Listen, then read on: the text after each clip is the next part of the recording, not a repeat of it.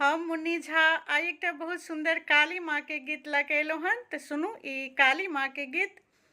काली माँ के महिमा अगम अपार, जगदम्बे माँ है। काली माँ के महिमा अगम अपार, जगदम्बे माँ है। कथी के आसन माँ है, कथी के सिंहासन माँ है। कथी के आसन माँ है, कथी के सिंहासन माँ है।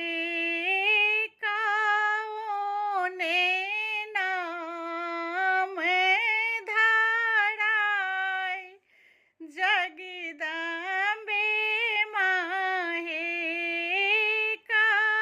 कौने नाम धराय, जगदम्बे माँ है।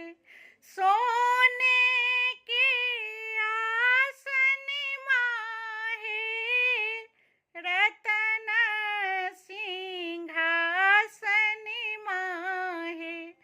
सोने के आसन माँ है, रतन सिंहासन माँ है। काली माँ नाम धराय, जगदम्बे माँ है। काली माँ नाम धराय, जगदम्बे माँ है। आहि देवी काली माँ है, आहि जगदम्बे माँ है। आहि देवी काली माँ है, आहि जगदम्बे माँ है। ज्योति जराए दिन रात, जगदम्बे माँ है। ज्योति जराए दिन रात, जगदम्बे माँ है। इहो जे गाबै माँ है, पूर्ण फल पाबै माँ है। दिन दिन पाबै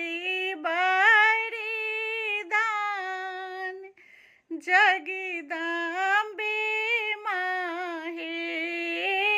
दिन दिन पाबै वरदान, जगदम्बे माँ है। काली माँ के महिमा अगम अपार, जगदम्बे